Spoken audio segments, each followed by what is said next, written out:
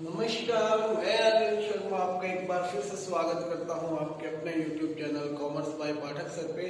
आज की ये जो वीडियो होने वाली है ये कंज्यूमर प्रोटेक्शन एक्ट की लास्ट वीडियो होने वाली है। जी हाँ, दो ही वीडियोस में ये चैप्टर हमने जो है कवर कर दिया। छोटा सा चैप्टर था, ज्यादा बड़ा नहीं था, क्योंकि एक अच्छा खासा पोर्शन जो है 2020-21 सेशन के लिए CBSE ने इसको काट दिया था।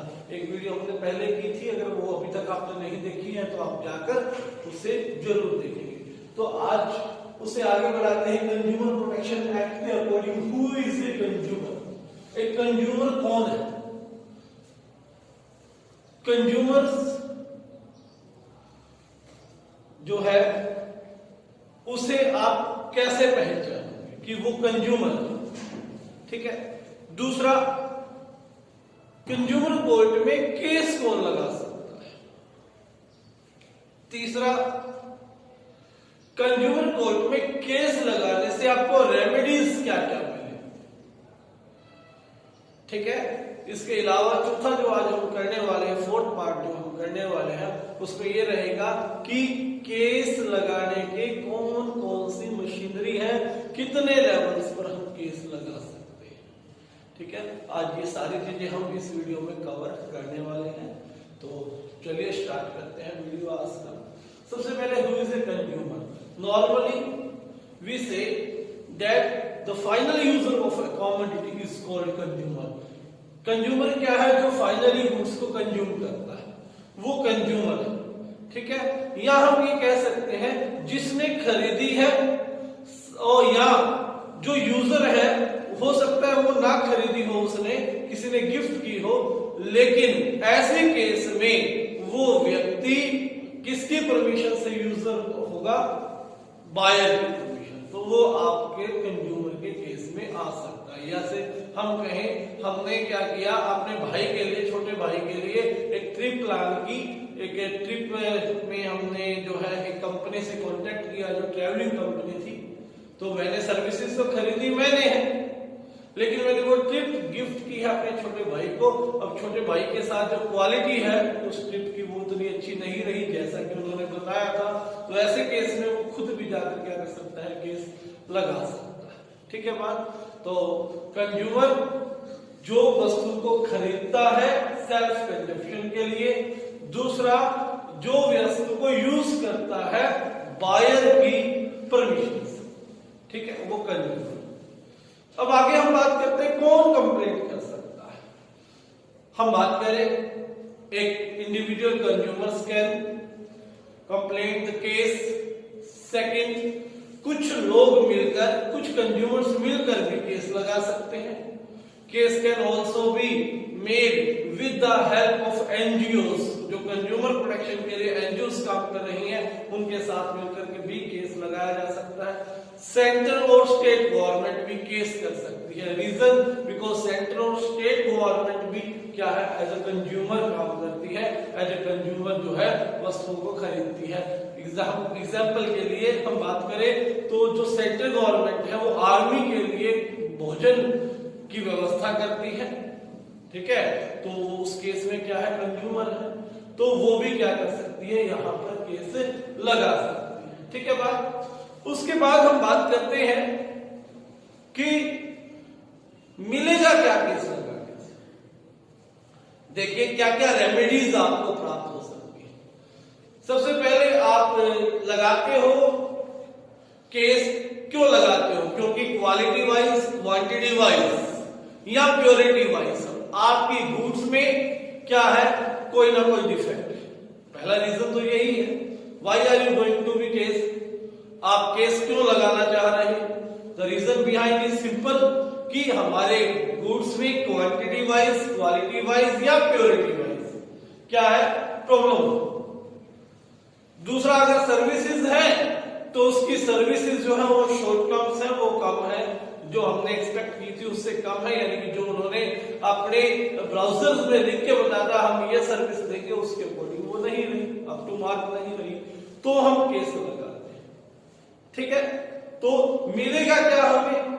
सबसे पहले आपकी वस्तु का डिफेक्ट दूर किया जा सकता है।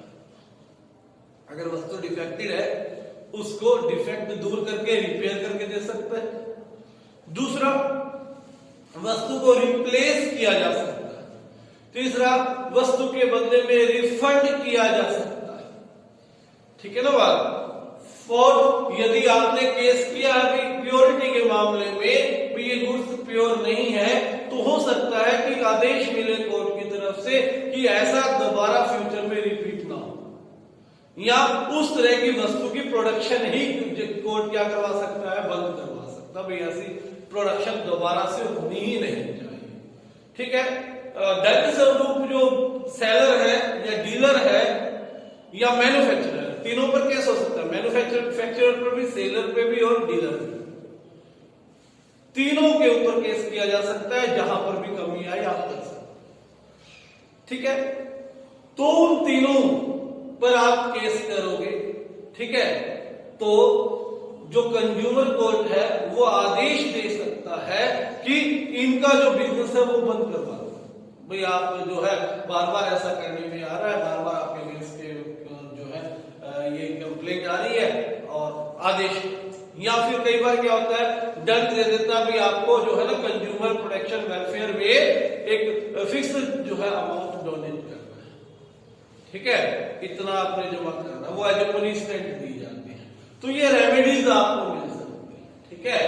अब बात करें तो भारत में 3 टायर मशीनरी काम करती है कंज्यूमर प्रोटेक्शन के लिए।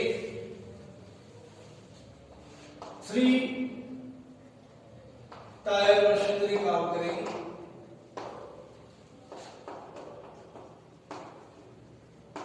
यहां से क्वेश्चन बन जाता है, डिस्ट्रिक्ट फॉर्म, सबसे छोटा लेवल जो है वो डिस्ट्रिक्ट फॉर्म है, फिर स्टेट कमीशन, और देन नेशनल कमीशन।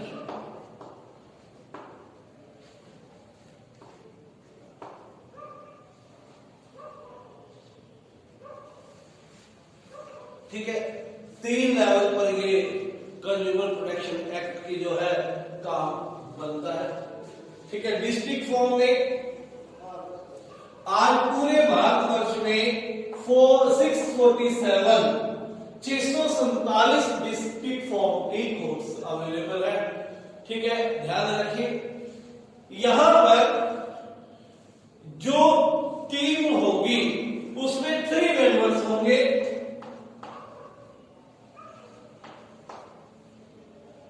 ठीक है। एक जो है हेड मेंबर होगा या प्राइम मेंबर होगा या प्रधान मेंबर होगा, और इन 3 में से एक वुमेन का होना जरूरी है, कंपल्सरी। ठीक है। इनको अपॉइंटमेंट जो देगा, इनकी अपॉइंटमेंट जो देगी वो स्टेट गवर्नमेंट देगी। इनको अपॉइंटमेंट जो देगी वो कौन सी गवर्नमेंट देगी? State government.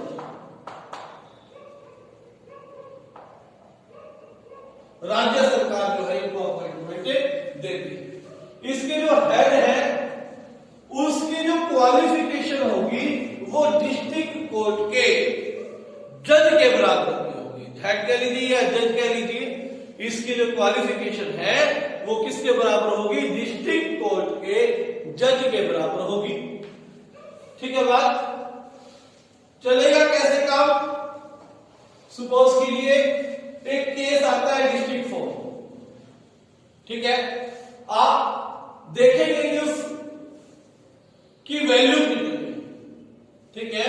1986 के में डिसाइड किया गया है कि 20 लाख तक की वैल्यू के केस, 20 लाख तक की वैल्यू के केस डिस्ट्रिक्ट फॉर्म में सोल्व किए जाएंगे। ठीक है। कितने लाख तक की केस सोल्व किए जाएंगे? 20 लाख। ये बहुत पुराना फिगर हो गया था, 2019 में अपडेट किया। अब ये 1 करोड़ तक के जो केस है वो डिस्ट्रिक्ट फॉर्म में सॉल्व हो सकते हैं।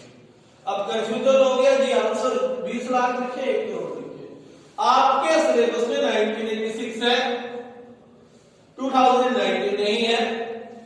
अगर क्वेश्चन के अंदर लिख रहे हैं तो दोनों मेंशन कर दीजिए। अगर पेपर में आएगा तो आपको लिखा मिलेगा 1986 के अकॉर्डिंग बताना है, 2019 के अकॉर्डिंग बताना है। अगर ये मेंशन नहीं है और क्वेश्चन आया हुआ है तो आप फॉलो करोगे 1996 को, क्योंकि योर सिलेबस जो है वो कहां से है, 1986 से। ठीक है बात। अब केस आ गया, ठीक है, केस आते ही क्या होगा, नोटिस सेलर को, मैन्युफैक्चरर को, डीलर को भी जारी कर दिया जाएगा, समन भेज दिया जाएगा, वहां पे उसे बुलाया जाएगा। और साथ में ही अगर गुड्स को इंस्पेक्ट करने की जरूरत है, मान लो आपने इम्प्योरिटी का केस किया होगा तो गुड्स को इंस्पेक्शन होगा और उसकी गुड्स को क्या करेंगे, सैंपल को लेबोरेटरी में हम टेस्ट करने के लिए भेज देंगे। ठीक है, लेबोरेटरी में क्या कर दिया जाएगा, टेस्टिंग के लिए उसे भेज दिए जाएंगे और उसके तुरंत बाद सुनवाई होगी गुड्स के आधार पर। और यदि आपका केस जो है सही साबित हो जाता है, आपका जो सेलर के ऊपर जो लगाया गया केस है वो सही साबित हो जाता है, तो आपको रेमेडी मिल जाएगी। रेमेडीज मैंने आपको बता दी थी, वस्तु बदली जा सकती है, ठीक की जा सकती है, उसका प्रोडक्शन रुकवाया जा सकता है, ये सारी चीजें आपको पता है। ठीक है, केस के बाद 30 दिन तक, पहले 30 दिन तक, 2019 में इसको भी 45 दिन किया। 30 दिन के अंदर अंदर अगर कोई पार्टी सेटिस्फाई नहीं होती तो इसे कहां लेके जाया जाएगा, स्टेट कमीशन में लेके जाया जा सकता है। इसे कहां ले जाएंगे, स्टेट कमीशन में ले जाया जाएगा। क्लियर होगी बात। उसके बाद बात करते हैं स्टेट कमीशन। भारत के अंदर 44 स्टेट कमीशन करंटली वर्किंग है और इसमें भी 3 मेंबर्स होंगे, 3 व्यक्ति होंगे। एक हेड मेंबर होगा और इसमें से एक कौन होना जरूरी है, महिला का होना जरूरी है। सेम वही बात, एक महिला जो है कंपल्सरी होनी चाहिए। अपॉइंटमेंट कौन देगा, यहां भी स्टेट गवर्नमेंट देगी। अपॉइंटमेंट कौन देगा, स्टेट गवर्नमेंट देगी।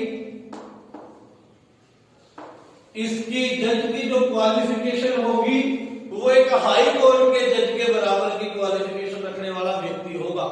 ठीक है, इसकी जो क्वालिफिकेशन होगी इसके जज की, उसकी क्वालिफिकेशन जो है एक हाई कोर्ट की जज जो होता है उसकी क्वालिफिकेशन वाला होगा। 1986 में, 2019 में, दोनों एक्ट का मैं साथ साथ बता रहा हूं यहां पर। इसकी वैल्यू थी 1 करोड़ तक, 20 लाख से 1 करोड़ तक की वैल्यू के केस यहां सुने जाएंगे। 2019 में इसे 1 करोड़ से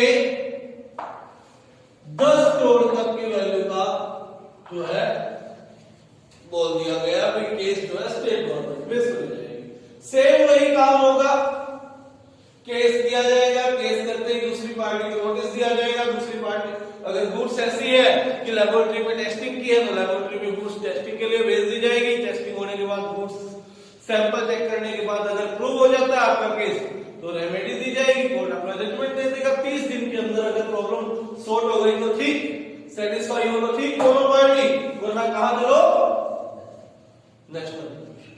कहां चलेंगे, नेशनल कमीशन के अंदर चलेंगे जी। नेशनल कमीशन में 5 मेंबर्स होंगे। ध्यान दें, इसमें चेंज हो गए, कितने मेंबर्स होंगे, 5। हेड मेंबर 1, ठीक है, और इसमें भी एक वोमेन का होना जरूरी है, एक औरत का होना यहां भी क्या है, कंपल्सरी। ठीक है, इसकी अपॉइंटमेंट जो देगा वो सेंट्रल गवर्नमेंट देता है। इसकी जो अपॉइंटमेंट देती है वो सेंट्रल गवर्नमेंट देगी, केंद्रीय सरकार देगी, आज के टाइम में मोदी सरकार देगी। ठीक है, इन्हें करने वाली अपॉइंट कौन थी, खट्टर सरकार। ठीक है, हरियाणा हरियाणा के अंदर बैठे हो ना, हरियाणा की सरकार कौन सी अभी सरकार। तो 1986 में मोर देन 1 करोड़, 1 करोड़ के ज्यादा के केस यहां पर सुने जाते थे। 2019 में यही वैल्यू मोर देन 10 करोड़ हो गई। ठीक है, 10 करोड़ से ज्यादा के केस जो है यहां पर सुने जाएंगे। प्रोसीजर वही है, केस होता है, सुनवाई होने से पहले दूसरे को क्या देंगे, हम नोटिस देंगे, और गुड्स टेस्टिंग की है तो टेस्टिंग के लिए जाएंगे, केस प्रूव हो जाएगा तो रेमेडी मिल जाएगी, सिंपल वही काम। ठीक है बात। और यहां भी अगर सेटिस्फाई ना हो बंदा तो सुप्रीम कोर्ट जाएंगे। ठीक है, कहां चलेंगे फिर, 30 दिन के अंदर सुप्रीम कोर्ट में जा सकते हैं इसके बाद। ठीक हो गई बात। और यहां के जो जज होंगे उसकी क्वालिफिकेशन मैंने बताई, वो सुप्रीम कोर्ट के जज के बराबर की ही होगी। ठीक है ना, उसकी क्वालिफिकेशन कैसी होगी, सुप्रीम कोर्ट के जज के बराबर ही होगी। अब एक टॉपिक रह गया आपका, लायबिलिटी या रिस्पॉन्सिबिलिटी ऑफ कंज्यूमर।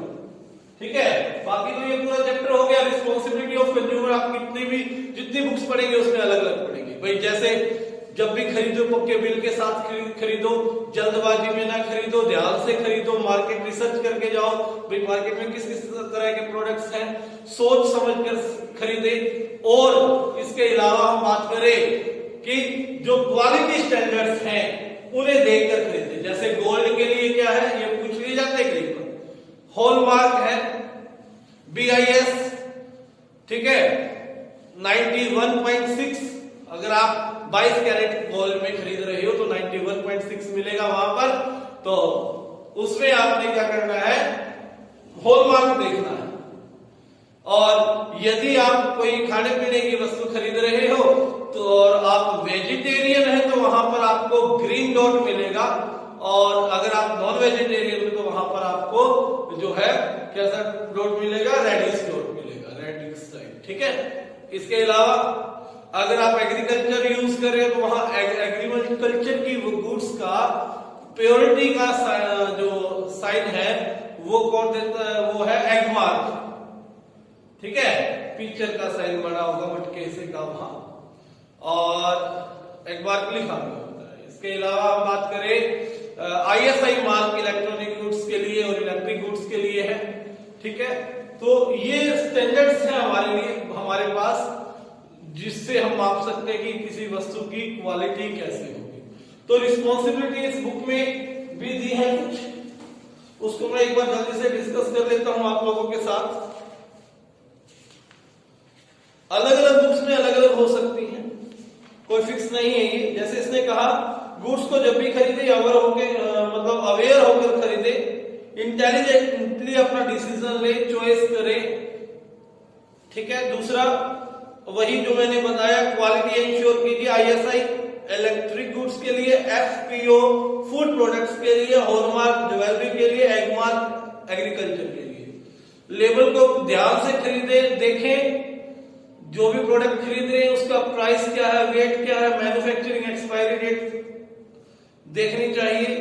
जब भी खरीदे पक्के बिल के साथ कैश मेमो वगैरह आपने खरीदना चाहिए। आप बिल्कुल राइट रखते हो बार्गेनिंग करने की, बार्गेनिंग आप कर सकते हो।